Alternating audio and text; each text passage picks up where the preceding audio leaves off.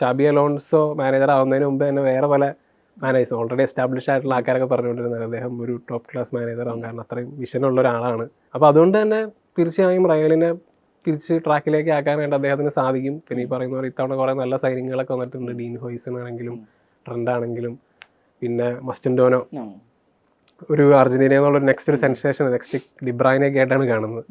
അങ്ങനെ സെൻസേഷണൽ ആയിട്ടുള്ള താരങ്ങളുണ്ട്. പക്ഷേ ഈ റയലിനെ സംബന്ധിച്ച് ഇപ്പോൾ കഴിഞ്ഞ സീസണിൽ അവർക്ക് പറഞ്ഞുകൊണ്ടിരുന്ന ഒരു കേസ് എന്ന് വെച്ച് കഴിഞ്ഞാൽ ടോണി ക്രൂസ് പോയ ഒരു അഭാവം, അതെങ്ങനെ നികത്താൻ പറ്റും. ഇപ്പോൾ ഇത്തവണ മോഡ്രിച്ച് AC മിലാനിലേക്ക് പോയി.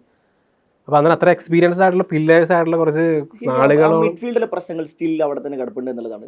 അവർക്ക് അങ്ങനെ റീപ്ലേസ്മെന്റ് കൊണ്ടുവരാൻ സാധിച്ചിട്ടില്ല എന്നുള്ളതാണ്. ഈ മിഡ്ഫീൽഡാണ് ശരിക്കും പറഞ്ഞു കഴിഞ്ഞാൽ ഏറ്റവും വലിയൊരു പ്രശ്നമായിട്ടുള്ളത്. ഇപ്പോൾ കാരണം ബാർസലോണ, ഇപ്പോൾ നമ്മൾ കമ്പാരിസൺ നടത്തുമ്പോൾ എൽ ക്ലാസിക്കോ മത്സരം വരുമ്പോൾ ബാർസലോണയുടെ മിഡ്ഫീൽഡും ഇവരുടെ മിഡ്ഫീൽഡും റയലിലെ മിഡ്ഫീൽഡും നോക്കി കഴിഞ്ഞ് കഴിയുമ്പോൾ എന്തൊക്കെയോ ഒരു കുറവ് റയലിലെ മിഡ്ഫീൽഡിൽ നമുക്ക് വിസിബിളി നമുക്ക് ഫീൽ ചെയ്യും.